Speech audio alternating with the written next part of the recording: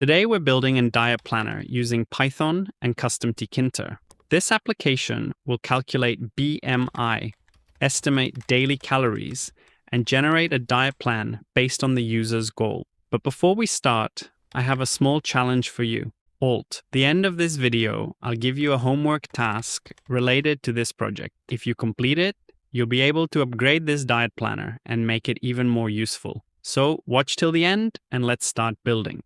Let's begin with the imports. First, we're importing CustomTkinter. CustomTkinter gives our application a modern user interface compared to standard Tkinter. Next, we're importing random. We'll use random to select different meals every time the user generates a diet plan. These two lines customize the application's appearance. The first line enables dark mode. The second line applies a green theme to buttons and interactive elements. Now we create meal lists.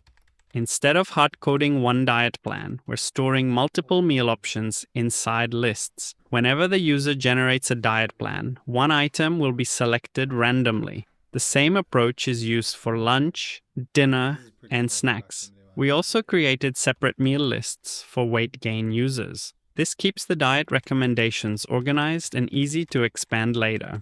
Before moving ahead, a quick note. I'll be explaining all the important lines and the logic behind them in detail. Some repetitive or similar lines may be covered a little faster since they follow the same pattern.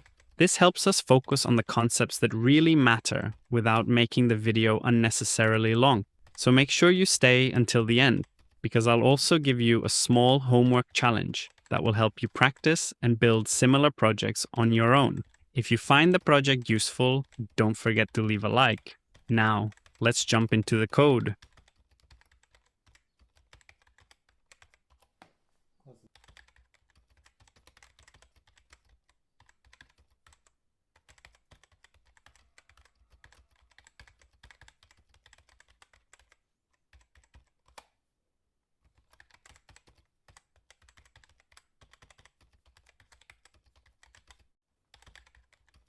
This is the heart of our application. Everything happens when the user clicks the Generate Diet button.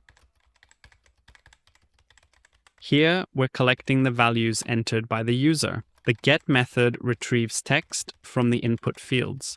We convert them into numbers because mathematical calculations require numeric values.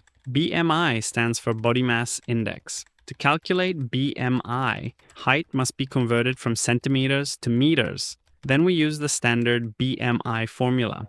This helps us determine whether a person is underweight, normal, overweight, or obese. Now we check which goal the user selected. If weight loss is selected, we choose meals from the weight loss lists.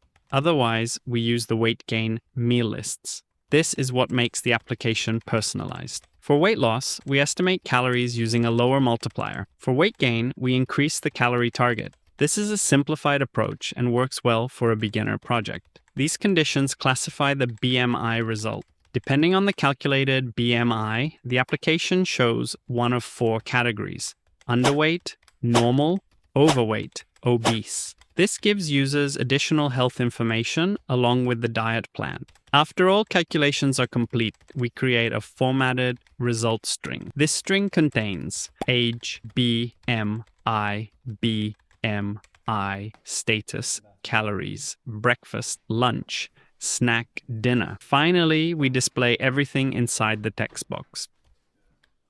No, that's all right. This is pretty close proximity-wise. Yeah.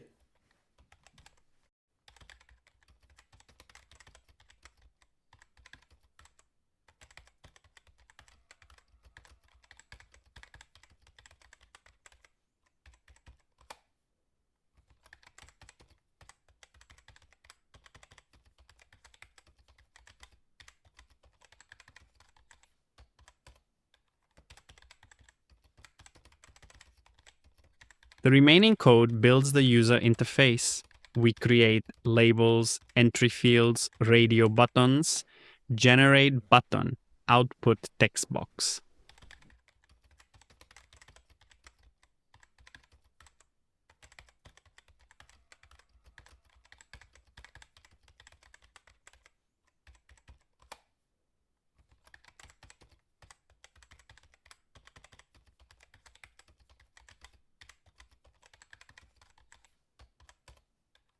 And finally, this line keeps the application running and listening for user interactions. Without it, the window would close immediately.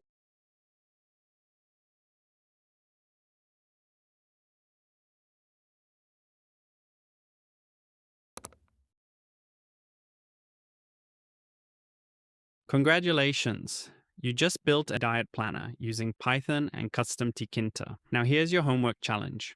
Try adding a third goal, called weight maintenance. Create new meal lists for maintenance and modify the logic so users can generate maintenance diet plans as well. If you complete this challenge, comment "Homework done" below. Also tell me what features we should add next. If you enjoyed this project, don't forget to like the video and subscribe to the channel. And most importantly, tell me in the comments what projects you want next. I'll pick some of the best suggestions and we'll build them together in future videos. See you in the next Python project.